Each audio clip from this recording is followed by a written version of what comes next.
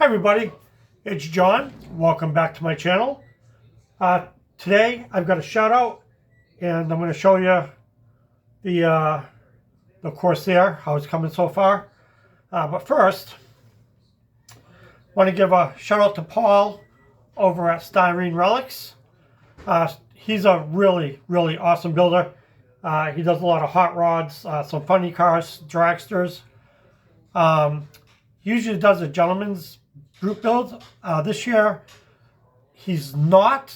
He's hoping that somebody will pick up the baton on that. He's an awesome guy, great builder, awesome painter. He's got cancer. I'll be going in for surgery next month. So when you go over and sub him and give him a thumbs up, send him some prayers too for some comfort and strength as he prepares to go for surgery for his cancer. It seems like all will come out well after surgery, but you know, cancer, you never know. It's always a scary thing. So just go visit him and lift him up in prayers. And now I'm going to turn you around and we'll take a look at this mess we call the Corsair. Okay, we're back. So here it is. It's not done, obviously. I just got it to the point where I got to fill in the seams and then I'll be giving it a paint job.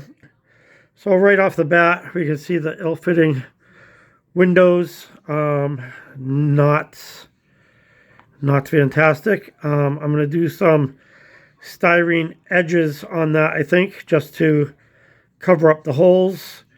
Yeah, this just does not go together too well. I've been fighting with it, doing a little modifications here and there and getting it together. A lot of the seams now I'm just going to have to fill with some Bondo, do some sanding on it. But I have a feeling it's going to come out. I think it's going to come out pretty good. You see the difference in the wings, that gap and that gap. It is decent on the bottom, underneath. Everything matched up well, pretty much. I got the landing gear closed.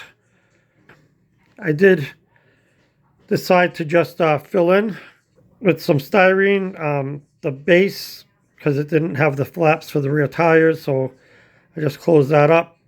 I've got to do some shaping so I get it rounded to match the bottom of the body, but we're working at it. It's coming along.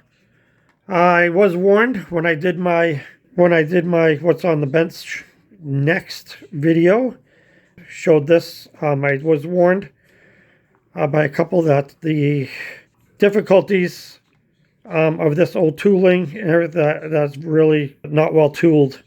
So and I did get a warning about the wings, that the instructions for the wings, parts of it were upside down, which I learned is correct.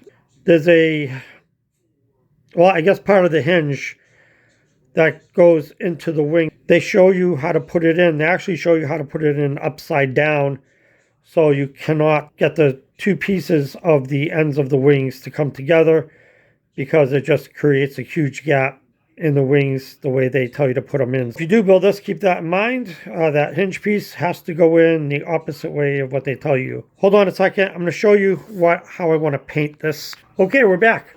So I've got this Hobby Lobby iron lac.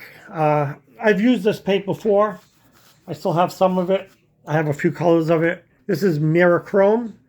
I had a hard time finding any chrome in Hobby Lobby except for this, so I bought this. So my plan is I'm gonna paint the chrome to the plane first and do the whole body.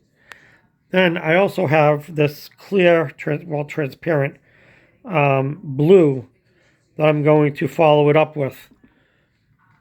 And then I will put some of, I'm going to put the marine decals on it. I'm going to make it more of a show plane than the actual warplane. That's my plan. That's where I am. That's my battle right there. I am winning. Well, I mean, I've won the battles. I think I'm going to win the war too. So So yeah, thanks for sticking with me. Thank you to all my subscribers, new and old. If you're watching this and you haven't subscribed, please click below and subscribe. Give me thumbs up. Click the share button. Ring that bell so you know every time I put up a new video. Thanks for joining me again, and have a blessed day.